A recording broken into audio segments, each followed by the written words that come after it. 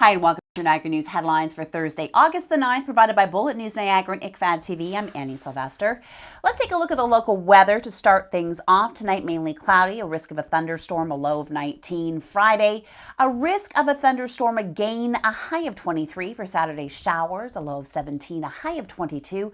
Sunday, a mix of sunshine and clouds, a 40% chance of showers with a low of 18, a high of 26. And Monday, a mix again of sun and clouds, a low of 18, a high of 26. And now to some of your top local headlines.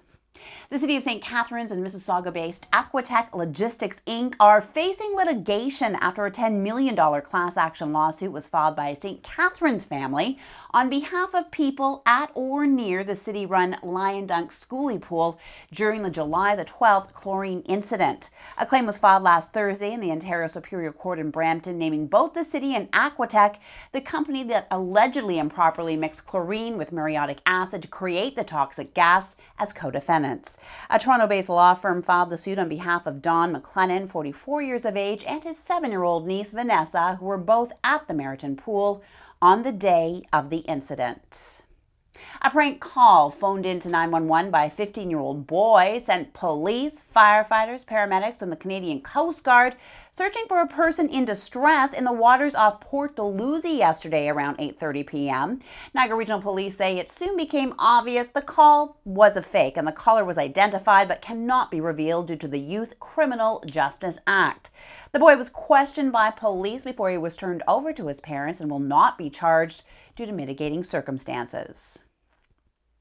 Well, if you're looking for something to do this weekend that's interesting and educational, Canada's largest battle reenactment is set to begin Saturday. Hundreds of War of 1812 reenactors will come to the old Fort Erie area for the 26th annual Siege weekend.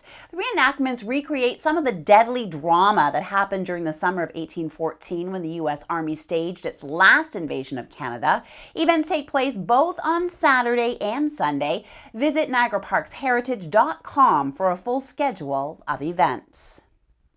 The Niagara Regional Police is getting involved with social media by launching a new service to keep the community informed of important information.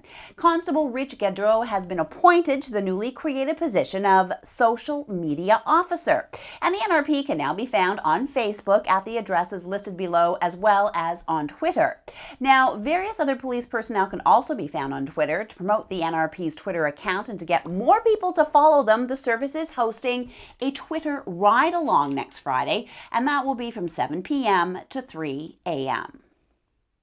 Brock University's Board of Trustees is heading into the fall term with a new chairman and vice chairman and some fresh faces around the table. At its annual meeting earlier, the board elected business executive Niagara-on-the-Lake resident Joe Robertson as chairman for a 2-year term that runs to June the 30th, 2014. Robertson served the past year as chairman-elect and has been a trustee since 2006. He succeeds Rudy Croker, who will now serve a 2-year term as immediate past chairman. Go to Bullet News Niagara for all the details. And now to our pet feature of the week, Gimme Shelter, brought to you by the Niagara Falls Humane Society. This week we take a look at Penguin the dog, who is looking for a new forever home. Let's take a look. He's one of my prize students. He just does so well with his obedience training. We've just come from a school where we visited some children today, and he was just awesome. We let them all pat him, and he was very calm, laid down on the floor, and his tail never stopped wagging the whole time we were there with the kids today. He's just a super dog. I think he would fit into any circumstances. Probably a family would be good for him, I think. But he really did great. Other issues at the shelter now include their need for folks who are willing to adopt a cat, as they are overflowing with cats and kittens at this time. Also, if possible, please consider volunteering your time and helping the Humane Society raise monies through being one of their fundraisers. For more information on the animals and volunteer opportunities, go to their website at nfhs.ca. And before we take a break here, just a heads up to check out one of our newest features on Bullet News Niagara, and that's a column called What the Bellman Saw. And this is behind the scenes look at the hotel industry in the region, so check it out. Okay, with that, let's take a break. More news in a moment.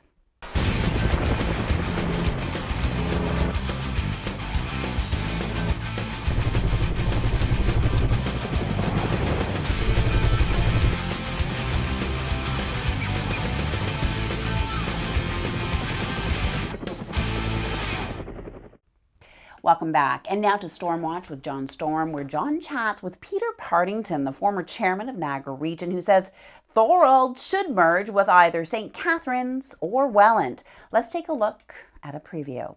When you look at Niagara Region and you look at its future, what are the challenges that we have as a region? Well, the challenges I think we have, like many others, is to ensure that our prosperity continues. So making sure that the economy remains strong and grows, and that we, we're able to continue to maintain Niagara as the wonderfully attractive place it's been, not just for the residents but for visitors. Mm-hmm.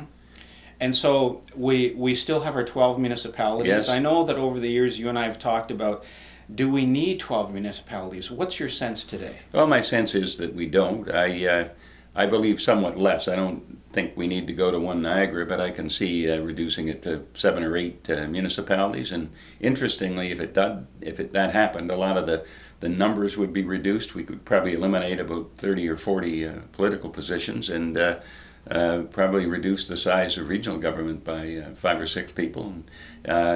All of which would be manageable, and I think all of which would be good. I look at Niagara as it is. It's understandable how it developed historically, but clearly we need some amalgamations. Some people, I don't know about you, some people think that we need some municipalities to merge with others. Oh, and I think Thorold is the most logical. Sign in just at the edge of Welland. Welcome to Thorold. The built-up area of Thorold's about 10 kilometers away. Thorold we would all benefit from, I think, a merger, and those aren't easy. I mean, historically, people have affiliations they don't want to break. On the other hand, there's new areas of Thorold that probably be just as happy to be part of one new greater city. Do you think in your time now, 2 years out from your previous role, do you think that Queen's Park really understands Niagara? Well, I think that's one of the things. It's an ongoing, to me, a project. That's one of the things when I was the chair, we had Niagara Week, started it, and went to Ottawa. It's so important that we continue to press, working with our local members, who are really effective members, in my opinion, to make sure that Niagara is well recognized and its needs are understood by both Queen's Park and Ottawa. And that wraps up tonight's newscast from everyone here at Bullet News Niagara and ICFAD TV. I'm Annie Sylvester. Have a great night.